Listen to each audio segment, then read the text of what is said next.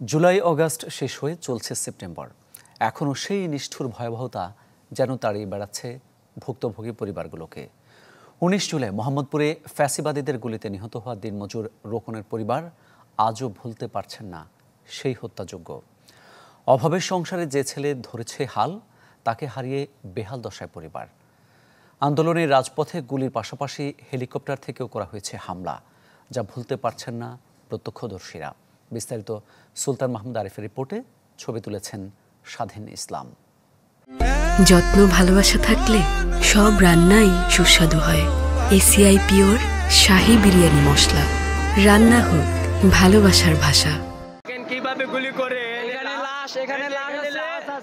খাটিয়ায় ২৩ বছরের শাহরিয়ার হোসেন রোকনের মরদেহ গেল ১৯ জুলাই ফ্যাসিবাদীদের গুলিতে নিহতের পর জানাজা পড়াতে গিয়ে এমন ভীতিকর অবস্থায় পড়েন স্বজন ও স্থানীয়রা।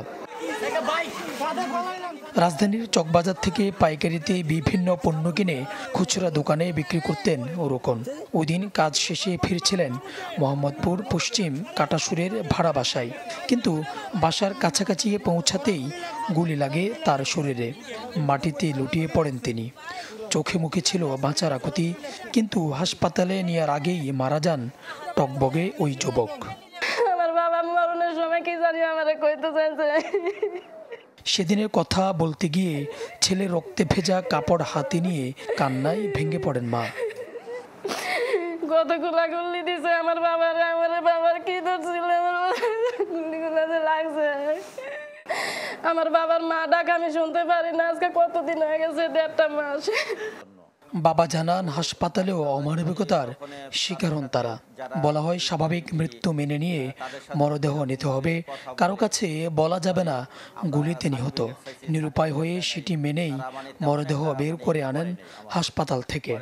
ছাত্ররা জিজ্ঞাসা করলে বলবেন যে এটা স্বাভাবিক মারা গেছে, তার মানে এটা কি বোঝায় এইটা। তারপরে আমাকে ডেথ সার্টিফিকেট দেয় নাই, গুলি সার্টিফিকেট দেয় নাই।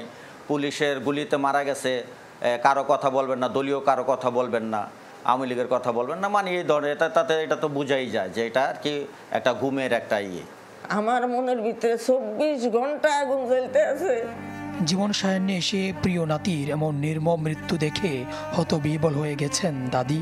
স্বজনরা জানান পরিবারটির একমাত্র উপার্জনক্ষম ব্যক্তি ছিলেন রোকন। তাকে হারিয়ে অকুল পাথারে পড়েছে গোটা পরিবার।